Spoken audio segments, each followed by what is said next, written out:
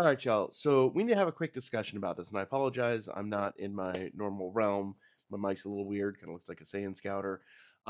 If you've been missing the shorts, we've been talking about this basically over the last 24 hours. There's a lot to discuss about the Nintendo Switch 2.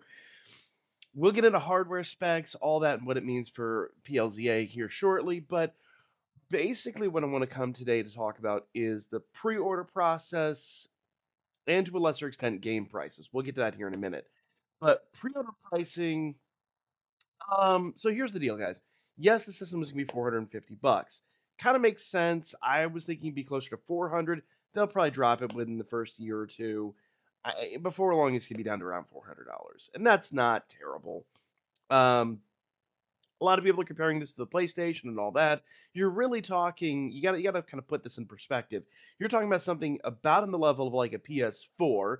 Yes, I know it's an older console, but that's also mobile.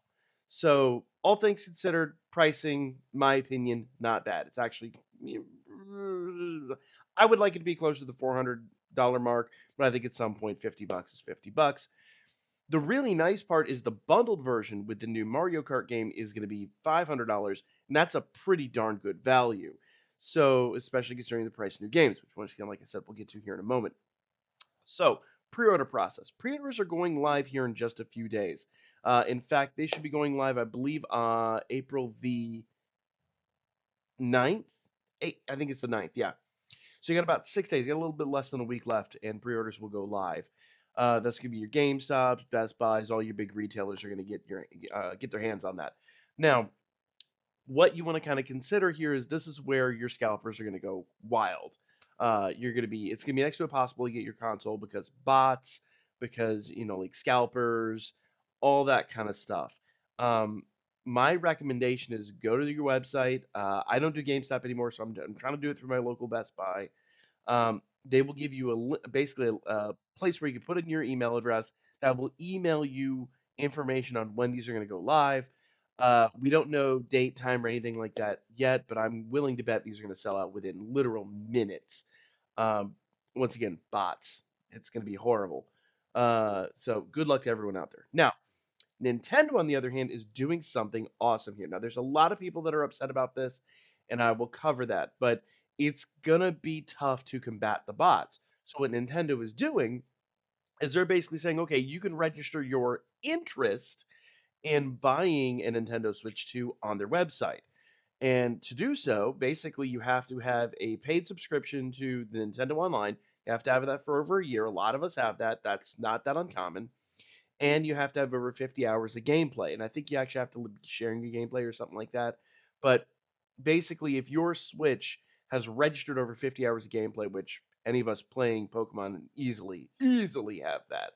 Um, and that has to be achieved basically already. You can't just do that from this point going forward. That has to have been a done deal. So essentially, all those people that are just going to be setting up like thousands of bot accounts, they're not going to be able to take advantage of this, most likely. I'm sure that some people are going to get around it, but the vast majority of people are not going to go to that level of effort to make that happen. So what this is doing is this is really just trying to get consoles in the hands of gamers, and I love it. Someone in the comments section of one of the shorts said that Nintendo is officially at war with bots and with scalpers, and I think that's phenomenal. I think we really need a game company that is doing that, and I 100% support that action. I think it's amazing. Downside to this, and there's always going to be a downside to this, if you are not an online gamer, if you don't have the paid subscriptions or things like that, it is going to be tough. Also, I should mention that if you go to the website, make sure you log in with whatever account you've had subscribed. Because I know for me, I've got like 5 accounts, and only one of them is my main online account. The rest are set up for my family. So just make sure it's your main account that's online. But I mean, I should kind of go without saying. Just saying, double check that and make sure that you are registering it that way. I don't know if they're going to limit access to the Switch 2, but they should. They really should. I don't believe it said anything on the website, but I could be wrong. It's been a good 24 hours since I messed with it. But really, they should limit it to one per household or one per account, I guess I should say, which would also limit the ability of bots and scammers and things like that, putting like 100 in their carts or 100 different ones in their carts or whatever. It doesn't matter. Um, Plus, you can register whether you want to get the bundle or whether you want to get the regular one. I'm going for the regular. Mario Kart bundle would be cool, but being digital only, I'm a big physical buyer. For those of you guys that aren't subscribed to my other channel, I literally just imported a copy of the new Danmachi game from Japan because it was the only way to get a physical copy of that. And like that's just what I'm about. I really want physical copies of games because at some point in time these eShops are going to close. Case in point, like they just did with the Nintendo DS and things like that. And I want to have the ability to acquire those games and keep those games and play those games for years and years and years going forward. You know, game. I had my Wii die, and unfortunately, when it croaked, it took all of our games with it. So one day I might be able to recover it. I don't know. I haven't honestly tried in a good minute, but that minute is coming soon. Um, that hardware is about to skyrocket in value, so I really do want to make sure that I get that taken care of before like the hardware to fix that gets rectified. Anyway, doesn't matter. I digress. Um, so yeah, this is how you do it. Go to the Nintendo website, register. If you don't have the online account, I do apologize. I know it sucks. Your best bet is to go to like GameStop, Best Buy, one of those guys, and see if you can pre-order it. And maybe if we could find out the pre-order date, physically go into a store and be like, "This is what I want," would be probably your easiest way to do that. Um, I don't know if they're going to have physical pre-orders, but honestly, if you really want to secure it, that's going to kind of be your best bet. Um, and see if you can put the full amount down. Don't do like GameStop can usually do like $5 or whatever, and you pre-reg. I would put everything you can down and get that. Put it on a credit card or whatever, and then just pay it off throughout the year. That would be my recommendation. Don't go to debt over this. I'm putting mine on a credit card and immediately paying it off. Like that's just the easiest way to get that done. But yeah, that's kind of everything you need to know. Go to this website. I'll put it in the description down below, as always, and go get your Switch 2. Hopefully, a lot of us are going to be able to get these. Hopefully, scalpers are not going to be out there going crazy. And honestly, guys, for those of you watching this, don't buy from scalpers.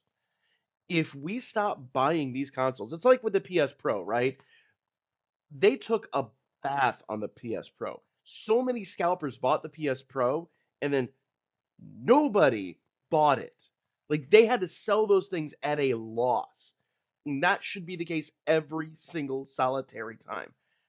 Never buy a console from a scalper. Never buy a game from a scalper. Never buy anything from a scalper. I don't even buy prismatic evolutions because I'm not paying scalper prices even from my local shops. I told my local shops that I love and care about. I'm like, I'll buy tons of stuff from you guys, but I'm not buying prismatic. I'm flat not paying you scalper level prices, and it's just how I do things. I'm not going to condone that behavior.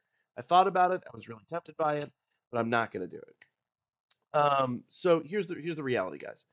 Uh, that kind of is like the need to know information. So go register now. Get your Switch 2. Now let's talk about games real quick. And it's an unpopular opinion, but I'm kind of on board with this $90 game price. Number one, games being $80 for a digital version kind of makes sense. So let's do a little history here. Let's go back. I've been a gamer for a really long time. My first games I bought on my Sega Genesis, which is the first system that I bought with my money, because my parents wouldn't buy video games; they flat refused. Or watch your money, whatever. They probably weren't terribly wrong, but the reality is when I was buying games new at my video game store, when I had my first console, my first job, my first everything, games were like still $50. In fact, if you go back historically, I went all the way back to look at like Legend of Zelda, the first game that really got me into like gaming proper. That game, when that game dropped in 1987 in the United States, was $49.99 retail. Do the math on that. If that game were sold today at equivalent price, it would be about 150 bucks, 145 something. It's games back then were still $50, would be about 150 bucks given inflation today. So those people complaining about an $80 game, people already complained about $70 games. And I'll be completely real with you guys. Even if you go back, I went back to like GameCube era, like early 2000s. Most games back then were still $50. They weren't even keeping up with inflation. Games were cheaper then than they were when they, like first became a thing in the 80s. Kind of makes sense, the technology is going to be cheaper, whatever. I get it. Like at some point that's great. But the fact that video games stayed essentially from, I won't say inception, but like the early like 8-bit generations, like the best level of adoption we ever had. Remember, like the Atari had like a huge market crash. Like for a while they couldn't sell systems. Like Donkey Kong and ET really just killed it. Like they, in a bad way. um, so really, when you talk about like games being $50 today, I don't personally see how devs can make any money on producing video games. Indie gamers, or indie devs are even struggling dropping their games at some of those prices.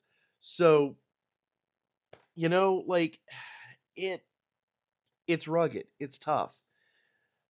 I don't want to see video game prices skyrocket like they kind of are, but we're in an unprecedented level of inflation.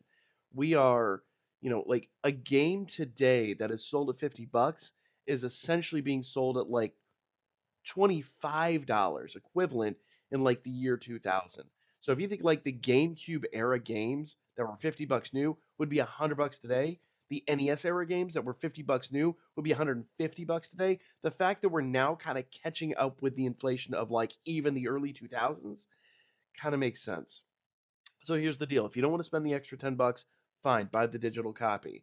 There's even an argument, and I will say this, the frugal part of me says buy a digital copy today, wait 2, 3 years till they're like in a bargain bin, then buy the physical copy out of the bargain bin.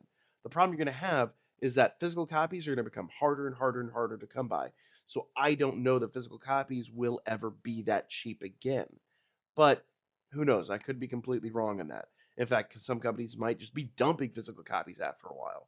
But I do firmly believe in my heart of hearts that $90 for a physical game is reasonable. Not something I look forward to by any stretch of the imagination, but reasonable. And I will continue to buy games at $90, and I'll continue to buy my physical copies. In fact, I just imported a game from Japan. Like I said, it was 140-ish dollars altogether, but it also came with art books and things like that. Um, and what they can do to really entice us is to like stop just releasing a piece of plastic with the cartridge inside. Start releasing interesting art books like they used to do back in the NES era. Start releasing like manuals and just give us a reason to buy that physical game. That's what the devs can really do. Make the people that buy physical copies really feel it on the front side. And then on the back side, when you like 10 years from down the road, your Switch 2, is still working, still functioning fine. Nintendo consoles don't tend to go bad terribly often. Um, and then now you've got you still play your game, even if there's no backwards compatibility in the Switch 3 or whatever replaces it. Anyway, I digress. I think that $90 is reasonable. I think $80 makes sense. $90 is reasonable. I think anything more than that in the current market is, I'm not going to call it price gouging, but I think it's too much of a price bump. We just got used to $70 games. Um, Premium titles at 90, sure. Some titles will probably still be 70. I think the $50 game is a thing of the past, and like I said, I'm shocked that devs were even able to make money up to this point. Anyway, that's my hot take. What you guys think? But go register to get your Switch 2. So I kind of went on a rant there. This is just me unfiltered in a hotel room recording for you guys because I haven't been able to make content in days. But we'll be back here soon. We'll talk a little bit more about this. I have some PLZA content to talk about. We'll talk about the new megas. We'll do. We even have the new raids coming out here shortly, so we'll talk about all of that. And I'm more convinced than ever that those raid Pokemon are more than likely going to be megas in PLCA. How soon will you be able to import them from home? Probably like 6 months. Because that's what Legends Arceus was. But with Champions and all that coming out, who knows? Maybe sooner. Hard to tell. Anyway, guys, we had a lot to talk about. Stay tuned. Make sure you guys subscribe, and I'll be back with more shortly.